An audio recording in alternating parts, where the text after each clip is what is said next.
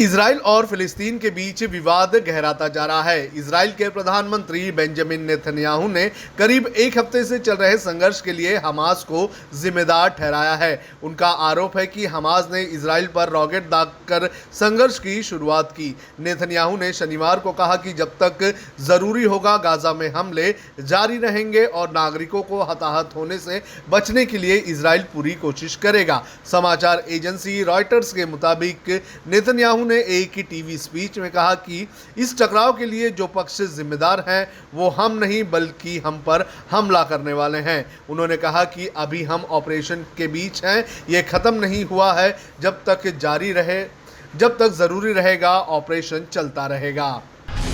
देश में वैक्सीन की कमी के बीच कोरोना वायरस के मामले हर दिन 3 लाख से ज़्यादा सामने आ रहे हैं, लेकिन राहत की बात यह है कि पिछले कुछ दिनों से नए संक्रमितों से ज़्यादा ठीक होने वाले मरीजों की संख्या है। केंद्रीय स्वास्थ्य मंत्रालय द्वारा रविवार को जारी किए गए आंकड़ों के अनुसार पिछले 24 घंटे में संक्रमण के 3,11,170 नए मामले सामने आए हैं। वहीं पिछले 24 घंटे की अगर बात करें तो 3,62,437 मरीज इस खतरनाक वायरस के संक्रमण से मुक्त हुए हैं। इसी के साथ देश में मौजूदा एक्टिव केसेस की संख्या में 55,334 मरीजों की गिरावट देखी गई है। कुल एक्टिव मरीजों की संख्या 36,18,538 हो गई है।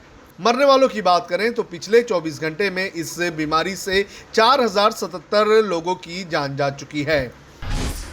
राष्ट्रीय स्वयंसेवक संघ के सरसंघचालक मोहन भागवत का कहना है कि पहली लहर के बाद सरकार, प्रशासन और लोगों ने लापरवाही बरती, जिस वजह से मौजूदा हालात पैदा हुए।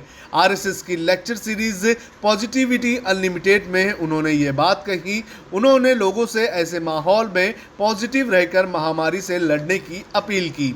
आरएसएस प्रमुख ने कहा कि ये वक्त एक दूसरे पर उंगली उठाने का नहीं है बल्कि एकजुट रहने का है। उन्होंने कहा कि हम ऐसी स्थिति का सामना कर रहे हैं क्योंकि हम सब गफलत में आ गए और सरकार, प्रशासन और लोगों ने डॉक्टरों की चेतावनी के बावजूद पहली लहर के बाद लापरवाही बरती। आपको बता दें कि इसके पहले भी कई लोग मोदी सरकार को लापरवाही के लिए जिम्मेदार ठहराते हुए आए हैं।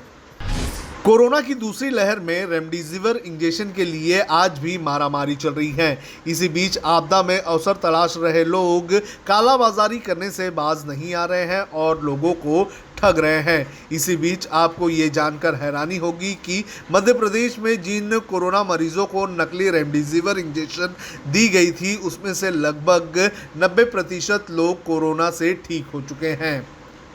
टाइम्स ऑफ इंडिया की रिपोर्ट के मुताबिक गुजरात के एक कालाबाजारी गैंग ने मध्य प्रदेश में नकली रेमडेसिविर सप्लाई कर दिया था। मध्य प्रदेश पुलिस ने जांच के बाद बताया कि जिन मरीजों को ये इंजेक्शन लगाया गया था उनमें से 90% लोग ठीक हो गए हैं। हालांकि कालाबाजारी का पर्दाफाश होने के बाद शिवराज सरकार ने आरोपियों पर मर्डर केस रजिस्टर करने के आदेश दे दिए थे। गुजरात और महाराष्ट्र समेत 5 राज्यों पर अरब सागर में बन रहे चक्रवात ताउते का खतरा मंडरा रहा है। मौसम विभाग के मुताबिक 18 मई को ये चक्रवात गुजरात के तटीय इलाकों से टकराएगा। इस दौरान बारिश के साथ 175 किलोमीटर पर आवर तक की रफ्तार से हवाएं चल सकती हैं। इस तूफान का असर गुजरात, महाराष्ट्र के अलावा केरल, तमिलनाडु और कर्नाटक पर भी हो सकता है। इस चक्रवात को म्यांमार ने ताउते नाम दिया है। अब खबरें पाइए सबसे पहले हमारे मोबाइल न्यूज एप्लीकेशन पर। एंड्रॉइड या iOS प्लेटफॉर्म पर जाइए, HW न्यूज नेटवर्क को सर्च कीजिए, डाउनलोड कीजिए और अपनी सुविधानुसार भाषा का चयन कीजिए। खबरों की भीड़ में अपने काम की खबर पाते रहिए।